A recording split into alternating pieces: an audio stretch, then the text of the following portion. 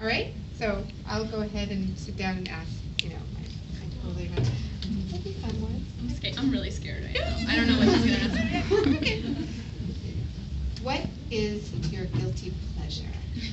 Oh my god.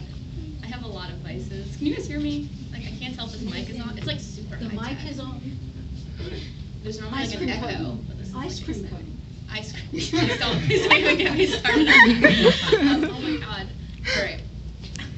I have so many. If we're talking food, I'm obsessed with food. Like, anytime there's food in the books, you can guarantee that I'm stuffing my face. Like the chocolate hazelnut cake in Crown of Midnight. I think I literally made a cake for myself and just ate the whole thing. And I was like, what do I want to do with the scene? Oh, she'll be eating this, and it'll be great. But I have this like lifelong obsession with Cheetos. It's like, so I don't eat junk food, but like they used to make Kind of Cheetos. Okay, this is like so weird, but like, you know the Cheetos, this is from like the 90s. I don't know if they make them anymore, but like they're shaped like a hashtag. You know those ones? Like those are so good, because like of all the little like holes in them, like all the cheese gets inside. So if I had 24 hours to live, I would just like take a bath in a thing of Cheetos and kind of just like eat my way through it. I'm trying to think of what else. Guilty pleasures. Oh my god, television. I tell myself it's research to watch TV for 12 hours straight. It is. It's storytelling. Kind of the Gypsy Sister Wives. There's a Gypsy Sister Wives show? Oh. No, there's not. Oh my Yes, god. there is. Gypsy Sister Wives. I watch Sister Wives like all the time. I didn't know that existed. If the next book is not in on time, it's because of you, Nancy. Like Thursday nights on TLC. Oh my god. I'm like literally like gonna run home. Like I go home I take a red eye on Saturday night, and Sunday I will be in front of my TV watching this show. Like, I'm not even joking. Like, I'm obsessed with television. Like Teen Wolf is like my obsession. And I got spoiled for like the ending of, I guess, like the last season where something happened to a certain character. Like, I was on Tumblr and I just like saw a spoiler, and like I just like started crying, and I was like, I can't watch it now because I know what's gonna happen and I'm gonna like just be miserable. So I love Teen Wolf. Styles is my obsession. I'm like an old woman. Like, I shouldn't be obsessed with like Styles because he's so cute. He's so cute. But like, I also have the hots for Derek. I'm still 12 years old. Like, all I care about is like politics. All I really like. I'm obsessed with Outlander now. Do you guys know Outlander? Oh my god, Jamie Fraser is literally the love of my life. I was just in Scotland for a book tour, and then I stayed for vacation. And I went to a circle of like standing stones. And my husband was with me, watching as I like kind of like tried to creep like around the circle and like touch every stone, hoping that I'd be sent back in time.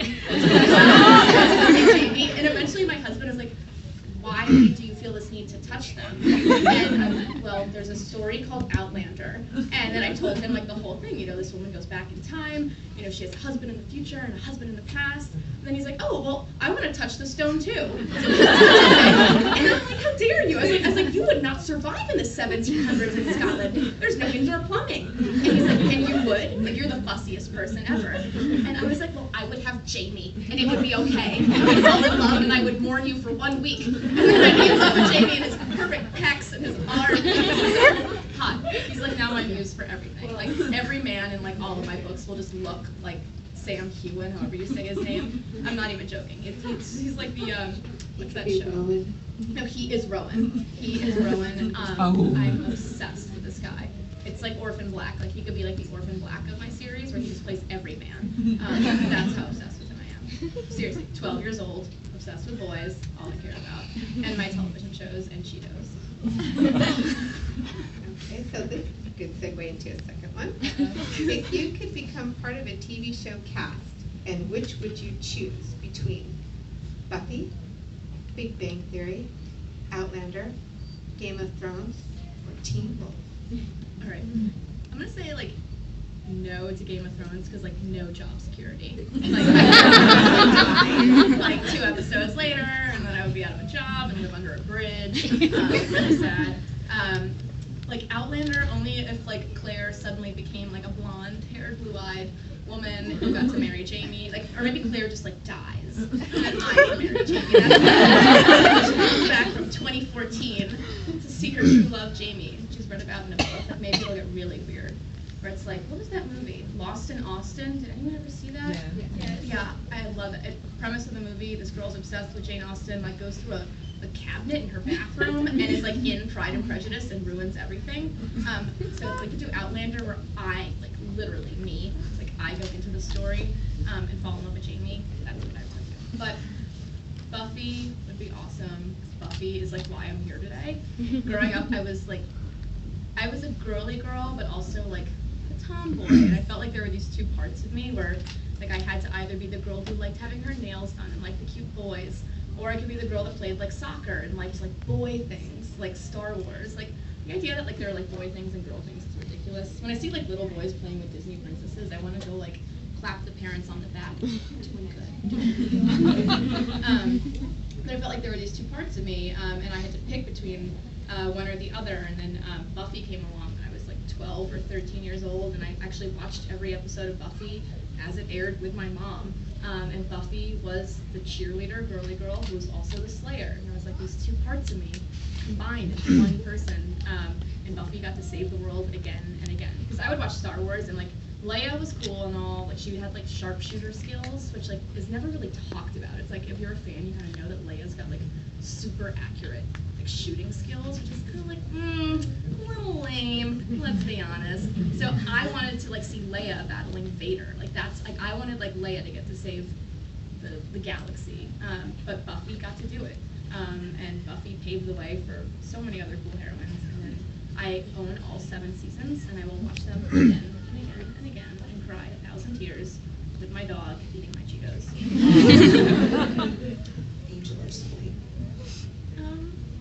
Okay, this is like, okay, I have Angel, but I also liked Riley, and I know I'm the only person who did, but like, having watched it as like a grown woman, I'm like, damn, he's like jacked, and he's so hot, he works like a military, like underground, like literally in like an underground, like, secret bunker. I know, he's like the unsung hero. He's just a nice dude. I wasn't a Spike girl. It was bad for her. Sorry. So which was the kid that you were choosing? What show did you show? Oh. I don't know. It was Teen Wolf. Teen Wolf. Yeah, you know what, Teen Wolf? I'll be Derek's girlfriend on Teen Wolf. I'm too old for Styles. Okay. Okay, so if you could trade places with any other person for a week, famous or not, living or dead, real or fictional, with whom would it be? This is literally the hardest question ever. I don't think I've ever wanted to be someone else. Oh my god.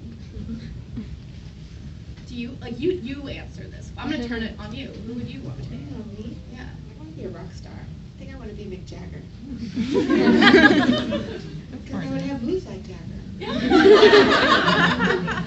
I'd love to be him. I would love to be a rock star for a week. Wouldn't that be awesome? Go on tour and sing and have people. That's too much exercise. On stage every night. It's like a lot of working out, a lot of cardio, like a sedentary lifestyle. With Cheetos. Yeah, with Cheetos. Yeah, I'd maybe want to be like Chester the Cheetah. No, I think maybe I would want to be. Oh man.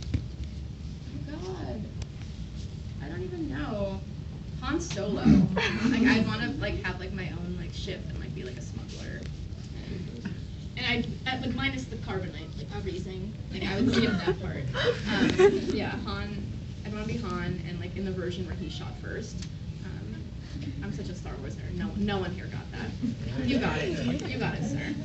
Thank you. Here's my last one. Okay. What fictional character would you kiss, kill, or marry? That's so open-ended, because I feel like I like want to marry and kiss so many fictional characters. Just like, okay, I want to marry Jamie Fraser, Outlander. Yes. Oh my god. I don't know. I want to kiss everyone, like all the hot ones that I love. You need to like, let's see. Kill, was that the other one? Dolores Umbridge from Harry Potter. she scared me more than Voldemort.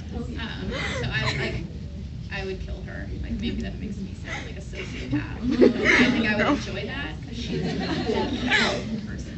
And then kiss. Oh my god. Is it like really lame if I'm like Rowan from Heir or Fire? No. Like my own character. Is that so creepy? Okay, I would want to kiss my own character, which it's something I've never said before. I'll be honest right here, all of you. Bring you a spot of tea. Yeah, he'll fuss over me. Ginger tea. Yeah, I'd want to marry him too. I'd want him and Jamie. I'll kiss and marry Rowan and Jamie at the same time. That's legal. That's legal in some places in the world, right? So. All right, does anybody have any questions? You can literally ask me anything. Yeah. Oh, Yep, I saw a hand there. there's a hand in the back. So I know that you're really inspired by a lot of musical scores. What were you listening to when you wrote this book? Like everything. The playlist for this book was 600 plus songs long. But to get into Selena's head, I actually listened to some Kanye West, which was like a wow. There's a song called Blood on the Leaves that is like really like dark and like relentless, and like the beat is just like driving, and I don't know, something like, it's not the lyrics, it's just like the sound of it like really got me into her head. Like, if like writing this book was actually like torture for me, because it required me to this is such a spoiler, but at the end of Crown of Midnight, Selena loses someone very, very close to her. And in Heir of Fire, the book begins with her dealing with the aftermath of that. But for me, in order for me to get into her head, I had to imagine a world in which my best friend, Susan Dennard, who's the most amazing person ever, did not exist, and if she had died. And the reality of that was so unbearable to me that it was torture to write this book and to allow myself to imagine that kind of a bleakness. So every time I had to revise it, just the act of getting into that mental state was so horrible. I guess I'm a method writer, where I get into my characters' heads and I feel what they're feeling, and I write the book from like whatever they're going through. I don't really outline. I kind of just like feel my way and like vomit, like word vomit my way through the books. But having to go through that journey with Selena every time that I revised it was just so hard. So songs like Blood on the Leaves by Kanye West somehow helped me get into her head. The Oblivion soundtrack, really like not so good of a movie. Tom Cruise, like that no one saw but me. But the music's amazing. And then I'm trying to think of what else. Like I listen to like I should just like post like screen caps of like, because like I feel like if I'm gonna share a playlist, I want to write about like all the like little moments that it inspired, and that would take like literally 10 years. But it was mostly movie scores again, with the exception of Kanye. So, okay, who asked the first question? Lady in the back. Okay, you get a bag. Yay! Congratulations. You have to ask the question again. Okay, next question? I don't want to know. I'm scared. How many books are you planning to have in this series? Question is how many books are in the series? The answer is 6. Technically 7 if you include the novella bind-up. But like I have like problems saying goodbye to things. Like if I'm obsessed with like a TV show or like a book series, like I will not watch the last season. I will not read the last book. I've not finished Laini Taylor's Daughter Smoke and Bone series because like I cannot handle saying goodbye. I haven't finished Melina Marchetta's Lumatere Chronicles. I stopped halfway through the 3rd and final book because I was like, nope, everyone lives happily ever after, no one dies, and the series goes on and on and on. So I would not be surprised if like I wrote 6 books and then was like, it's time for a spin-off series featuring everyone. This is not really a spin-off series, and it's just about them like, having a nice life and eating ice cream and Cheetos. It's a fantasy version of Netflix, which is, I don't know, Fort Jesters, I don't know. Next question? You? What advice would you have for aspiring writers? The question is, what advice do I have for aspiring writers? All right, I got 4 pieces of advice. One is don't listen to the haters. A lot of people are going to tell you can't do it. They're going to tell you that what you're writing's not worthwhile. I had teachers tell me that fantasy books weren't real books. It wasn't worth my time to write fantasy books.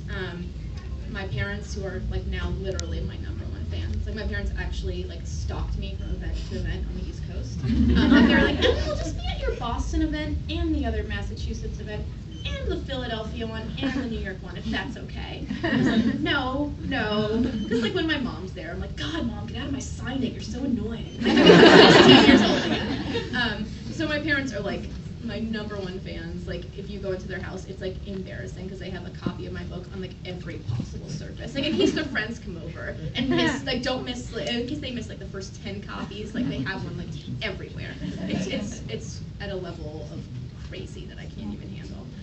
But when I was growing up, and I do understand this, I understand that when your child tells you like, "Oh, I want to be a writer," you imagine them living in the sewer with the mole people in their life. So I get it.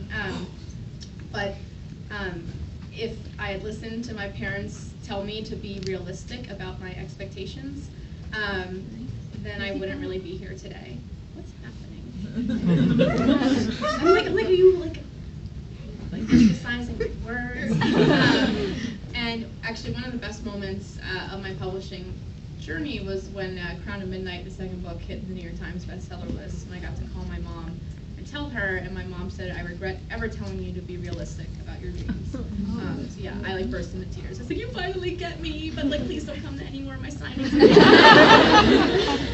Like my dad will be like that dude in the back, like taking literally so many photos that people are like, "Is this a stalker? Call security?" Just my weird dad. But I had some pretty awful teachers too tell me, fantasy books weren't real books, and it made me more angry and it made me like discouraged. And ultimately, the only person who can ever get you to stop writing is you. So don't listen to the haters. That's my first bit of advice. 2, finish what you start. When I started this journey, I was 16 and I promised myself one thing. Didn't matter if I got published or not, I would finish what I started. And so much of getting published is out of your control. You could write the best book ever, and it could never sell. But what you can control is your writing, and whether you show up every day to your desk or wherever you write and work on the book. So finish what you start. At the end of the day, it's an accomplishment. Like writing a book, like that's an amazing thing. Like that is something that no one can take away from you, and that is an achievement that just stands on its own, regardless of what happens with the book. So hold yourself accountable. My third bit of advice is to get a critique partner, someone to share your writing with, because I actually learned, I took a bunch of creative writing classes in high school and college, and I still wound up learning more about writing from sharing my work with other people, and more than that, actually critiquing someone's work allowed me to look at my own work differently. Like I would point out errors in someone else's manuscript and then realize I was doing the same thing in my own. And my critique partners still read every single draft I write. Susan Dennard, my best friend, will actually get it chapter by chapter as I write it. I'll have another critique partner who will then read the book as a full manuscript, and they basically save me from looking like an idiot. But they also are great for bouncing ideas off of. Have someone that you can talk to about your writing. And my fourth bit of advice, and my final bit of advice, is that there's no expiration date on your talent, on getting published, on any of it. When I was in high school, I thought that I would go to college and get a book deal, and I would hopefully drop out by sophomore year because I would have had $1 million already, and I would never have to go to school or work ever. That didn't happen. I didn't get my book deal until I was 24, which is still pretty young. And I have friends who got their book deals while they were in college, and actually have been pretty vocal about saying that they wish that they hadn't gotten those book deals because that meant that they had to stay in on nights when their friends were going out. They had to miss out on all these experiences because they had a legally bound document saying you must turn in this book by this date, or else you don't go to jail or anything, but it's a big problem if you don't turn in your book on time. So they said that they wished that they had waited a little bit and had a chance to enjoy being in high school and college. These life experiences, going to school, that only happens once for the most part, and then you got the rest of your life to work on these books. So live your life. like go out and like meet people, talk to people you'd never normally talk to. Like you don't have to travel the world. You can go to the next town over. But let's have a life, because your books and your writing, it'll always be there. And it is a marathon, not a sprint. So don't feel like you gotta get published like straight out the gate. Give your writing and your life time to grow. That was a really long answer. You're like, I just want like one bit of advice. And just make it like a lecture. Sorry. Next question. All the way in the back over by the card. Yep. You. What was your inspiration for Manon? Okay. So I guess there does need to be a pronunciation guide. We told you. Sorry. I do not blame you for that. Her name's Manon. Sorry. It looks like it should be Manon, but like Manon. Okay. Manon was kind of a patchwork of things. And the origins of the witches in the world of Lord of Glass come from like many different like veins in my life. Like as a kid, I was obsessed with witches. Like The Craft was like my favorite movie. I loved like Hocus Pocus. Every Halloween, I just have a Hocus Pocus marathon. I will not watch this movie on any other day of the year, but like come Halloween morning, it's just endless Hocus Pocus on a loop. So I've always like loved witches. I got into like Wicca when I was like 13, 16, like in a cheesy way. Like it's like a real like religion to some people, but I was like, oh, I want to be like edgy and different. Like I believe in magic and elves and all these things. And like, I was just a total poser about it. I want to be brutally honest about my teenage self. But I've always been super into witches. And then my favorite witch of all time is Baba Yaga from Russian folklore, who.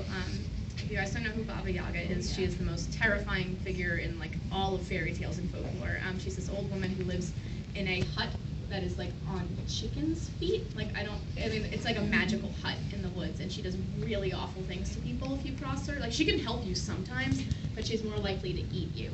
And there's some amazing like fairy tales about her. And I have one that's a retelling of this legend called Vasilisa the Beautiful, and my retelling has a bit more of like a feminist bent to it, where it's called Vasilisa the Brave. Beautiful, brave. I approve of this switch. And the illustrations are done by an illustrator called K.Y. Craft, who's an amazing illustrator, and she's just very detailed. And in this book, there's just one portrait of an entire page of Baba Yaga. And her rendering of Baba Yaga just like stopped me still when I saw it as an adult, because this woman has iron teeth, iron nails, and looks like the devil. Like she is petrifying. And I couldn't get that image out of my head of this like old woman with iron teeth. And then when I wrote Crown at Midnight and we meet Baba Yellowlegs, she was very much a kind of incarnation of Baba Yaga with the iron teeth. But then once I wrote those iron teeth, I was like, well, like where do those come from? And I wanted to know more about the world of the witches. And then I just kind of, Manon was a gift in some ways, where I was listening to some music from The Matrix. Okay, I love The Matrix. I'm gonna be honest, I still love The Matrix. I owned it on VHS, and I would watch it again and again and again. And the music's actually really good, and I was listening to the Matrix soundtrack, and there's a scene in Heir of Fire where Manon falls into a pit, and there are some dragon-type things in that pit. And I was listening to this music, and I just saw that scene, and I saw this white-haired young witch with retractable iron teeth and retractable iron claws, and I just couldn't get her out of my head, and I thought more and more about her and kind of realized that she would play a big role in the series. And when I actually wound up writing that scene in the book, it's very rare for my first drafts to wind up in the final draft. I do so much rewriting that usually, like, if I write a scene, it gets reworked like 10 different times, but that scene is pretty much untouched from how it came out of me. It was like a magic scene, I can't describe it. But Manon, someone that my editor was like, you know, you don't need to introduce her right now, like, you know, this book's really long, and you could cut her entire narrative and like make it like a normal length. And I said, look, I don't know how to explain this to you, but I love this character, and she has a big role later on, and I need to introduce her now, and I will go to the mat for her. and my editor was like, okay, you sound like a crazy person, so we'll keep her. But Manon just kind of came from all these different parts of my life, and then I think she was also a relief to write about. Like, Selena is so broken for so much of this book, and Manon is someone that literally does not care what anyone thinks. Like, and like writing Manon was easy for me because like I didn't have to worry. Like, are the readers sympathetic to this woman who literally in the first scene that we meet her, Manon guts and like rips out the throat of 3 men and doesn't feel bad about it. And it was just like fun for me to write that and to have that kind of freedom. And yes, I sound like a sociopath, but getting to write about this like badass group of witches. It's like they're like a fantasy motorcycle gang. It's like Sons of Anarchy. It's How to Train Your Dragon. It's Crystal Meth. It's Game of Thrones. That's my picture of the witch storyline in this. But I just fell in love with her and 13, and I just I'm like weirdly obsessed with them now. Like, it's my life dream to have like a leather coat that has like the 13 and like their coat of arms and their logo on the back, like real motorcycle gangs. I'm so lame. Like, I'm such a dork. Okay, next question.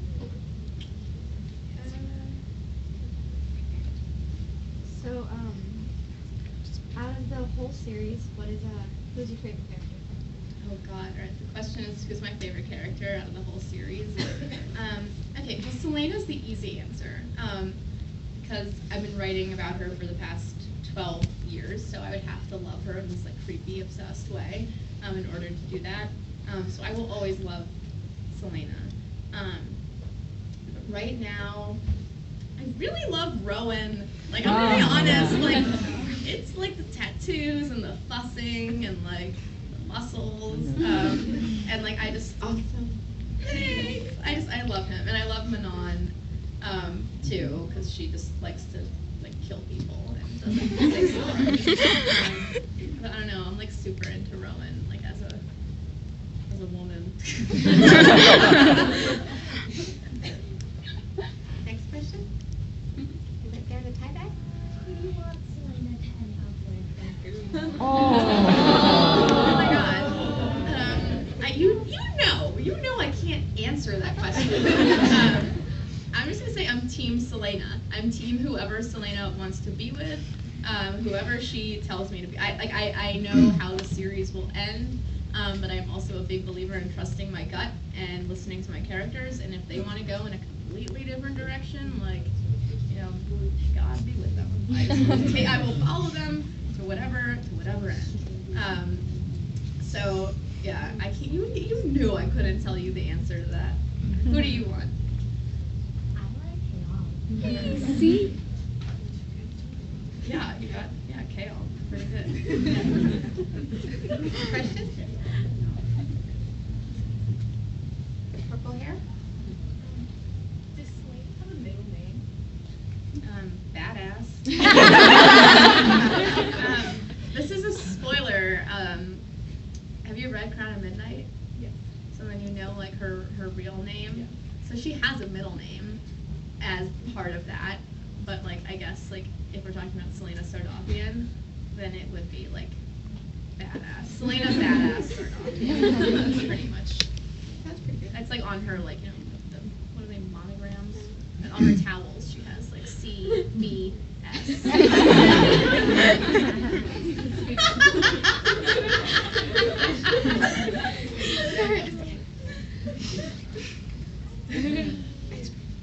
Okay. Next question. Oh God, too many choices. Hunger Games style, just fight each other. All the way in the back on this side. Okay. So I have like 2 questions. So one, can you like, cause Rowan and Selena's relationship like so like complicated. Like sometimes they seem like they're going to like fall in love or something, and sometimes they seem like friends, and sometimes they seem like brother and sister. And so that like, can you sort of define it like how you thought of them while you're writing stuff? And then also I was looking on fanfiction for fanfics about your story because I wanted more. And so have you gone to the archives and like reviewed like the fanfics before you like that would be something that I would do. All right. To answer the second question about fanfic. fanfic. I actually haven't really looked. I find it amazing that there's fanfic about the series because I got my start writing fanfiction. Like weird fanfiction. Like Harry Potter, Sailor Moon crossover. That level of weird. So I found it like really cool and like full circle that people are writing fanfic about my stories now. But like early on, I looked at one fanfic that wasn't even about Throne of Glass. It was about fanfiction about me and my best friend Susan. It didn't get weird. I mean, like it did get weird in that way. It got weird in the sense that it was a imagining of me and Susan meeting and like how we met and that we had children. Like neither Susan nor I have children. And like in this story, we were both at the park with our strollers with our babies, and our babies, like I guess, like were destined to fall in love, so they started like playing, and then like I introduced myself to the other mother, who was Susan, and then like the story ends with like, is this the start of a beautiful friendship? Yes, it is. And I was like, and I'm done. About me, about Throne of Glass. This is so weird. Like I think it's cool when people are like that interested in my life. My life is very boring and full of Cheetos, as you know. So I don't read fan fiction. But as for Rowan, your question was what? Like, how did I imagine their relationship? And like, okay, I can't like talk about those things.